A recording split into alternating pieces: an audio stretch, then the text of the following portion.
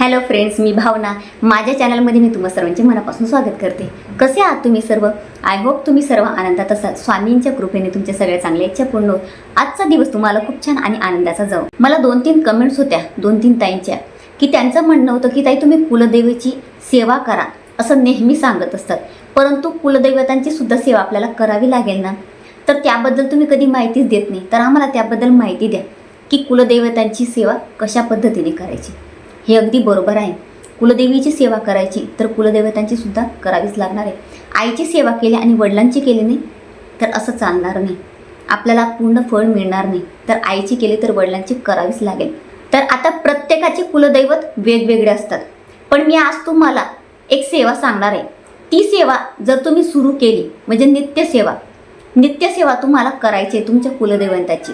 जर तुम्ही ही सेवा केली, कुलदैवत कुठलीही असो, ही सेवा जर तुम्ही केली तर तुमच्या कुलदैवतांची सेवा होणार. तुम्हाला वेगवेगळी करायची गरज नाही. आपल्या कुलदैवताची सेवा कोणी करावी, कोणत्या वेळेला करावी, कोणत्या दिवसापासून करावी याबद्दलची संपूर्ण माहिती मी तुम्हाला आजच्या व्हिडिओमध्ये देणार आहे. आपल्या कुलदैवताची सेवा आपल्या हातून होणं गरजेचं आहे. बघा, प्रत्येकाच्या घरात कुलदेवीची सेवा ही घरातली कर्ती स्त्री करत असते. तशाच पद्धतीने आपल्या कुलदैवतांची सेवा घरातल्या कर्त्या पुरुषाने करायची असते. परंतु काय होतं की म्हणजे पुरुषांना तेवढा वेळ मिळत नाही. जर तुमच्या घरात जर तुमच्या मिस्टरांना वेळ मिळाला नाही तर महिलासुद्धा ही सेवा करू शकतात. तर तुम्ही ही सेवा नक्की करू शकता. तर ती सेवा आहे मल्हारी सप्तशती. अगदी छोटासा ग्रंथ आहे. आपल्या परमपूज्य गुरुमाऊलींनी आपल्याला हा ग्रंथ करून दिलेला आहे. तर ही सेवा आपल्याला करायची, ही म्हणजे नित्यसेवा. आपल्या कुलदैवतांची नित्यसेवा आपल्याला करायची. आता एवढा ग्रंथ आपण पठण करू शकत नाही. इतका ग्रंथ एका वेळेस जर पठण करायचं म्हटलं तर महिलांना वेळ मिळणार नाही. म्हणून मी सांगते की कशा पद्धतीने आपल्याला हा करायचा आहे. आणि हा ग्रंथसुद्धा तुम्हाला पठण करणं शक्य नसेल तर काय करायचं ते सुद्धा सांगेन. कुलदैवतांचा वार म्हणजे रविवार.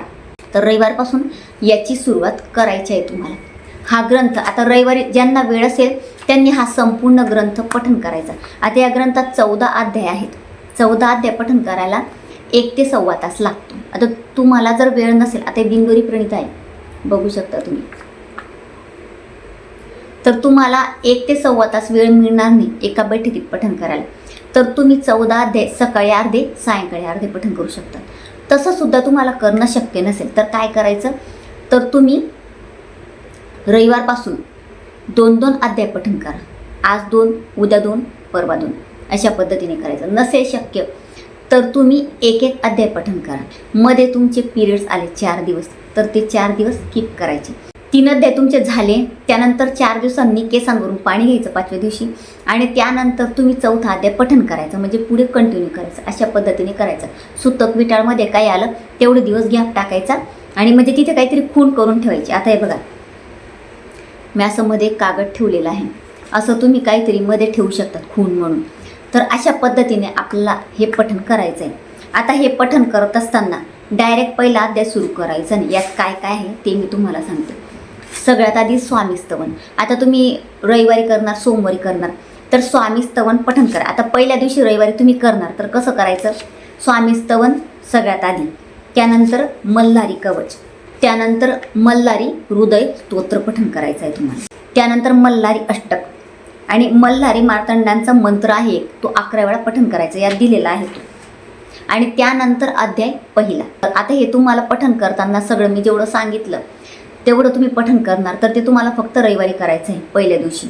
त्यानंतर तुम्ही दररोज नित्याने 1-1, 2-2 अध्याय पठण करायचे. रोज रोज हे पठण करायची गरज नाही. 14 अध्याय झाले, परत तुम्हाला जेवढं मी पठण करायला सांगितलं ते करायचं आणि त्यानंतर 1, 2, 3, 4 असे अध्याय तुम्ही पठण करायचे. आता तुम्हाला हे शक्य नसेल मल्हारी अष्टक वगैरे करायला, तर फक्त तुम्ही अध्याय पठण केले तरीसुद्धा चालेल. म्हणजे स्वामीस्तवन पठण केलं आणि त्यानंतर पहिला अध्याय, दुसऱ्या दिवशी दुसरा अध्याय, तिसऱ्या दिवशी तिसरा अध्याय असं जरी केलं तरीसुद्धा चालेल. हे नाही केलं तरीसुद्धा चालेल. आता तुम्ही म्हणणार की ताई मला हा ग्रंथ पठण करायचं नाही, हे मला शक्य होणार नाही, पण मी तुम्हाला सांगेन की तुम्ही करा. मी स्वतः याचा अनुभव घेते. म्हणजे आपण जसं आपल्या कुलदेवीची सर्वात प्रभावशाली सेवा म्हणजे दुर्गा सप्तशती, तशाच पद्धतीने आपल्या कुलदेवतांची सगळ्यात प्रभावशाली सेवा म्हणजे मल्हारी सप्तशती. 2-2 अध्याय जर तुम्ही पठण केले तर तुमचे 4 पाठ होतील, याची 4 पारायणं होतील महिन्याभरात. पिरियड्स वगैरे काही आले मध्ये तर 3 पारायणं होतील, 3 पाठ याचे होतील तुमचे. जर एक अध्याय पठण केला तर 2 पाठ होतील, 2 पारायण. मध्ये काही पिरियड्स वगैरे आले तर 1 पाठ तरी होईल तुमचा महिन्यातून.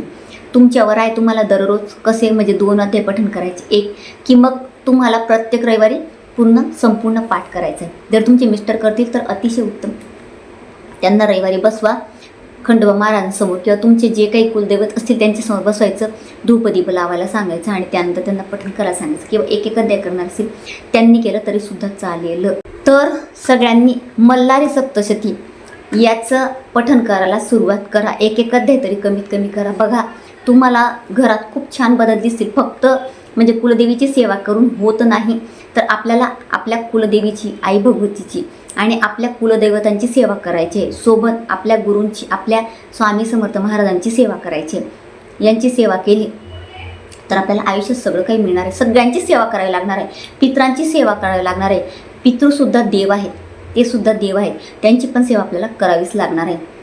तर मी सगळ्यांना विनंती करते की तुम्ही ही सेवा नक्की करा, प्रत्येकाने ही सेवा करा. आणि मध्ये जर तुम्ही कोणत्या दिवशी मांसाहार करणार असाल, ज्या दिवशी तुम्ही मांसाहार, आता मोस्टली तर रविवारीच मांसाहार करतात, तर ज्या दिवशी मांसाहार तुमच्या घरात होईल त्या दिवशी याचं पठण करायचं नाही, अजिबात करायचं नाही, एवढं लक्षात ठेवायचं आहे. तर बरीच माहिती मी तुम्हाला दिली आहे. तर तुम्हाला काही समजलं नसेल किंवा काही राहून गेलं असेल माझ्यातून सांगायचं तर तुम्ही मला कमेंटमध्ये नक्की विचारू शकता. तर अतिशय छोटीशी माहिती ती जी मला तुम्हाला द्यायची होती. जर तुम्हाला माझा आजचा व्हिडिओ आवडला असेल तर व्हिडिओला लाईक, शेअर, चॅनलला सबस्क्राईब आणि आपल्या भावनाच लाईक या फेसबुक पेजला फॉलो नक्की करा. पुन्हा भेटूया अशाच एका नवीन व्हिडिओसोबत. तोपर्यंत सर्वांना श्री स्वामी समर्थ.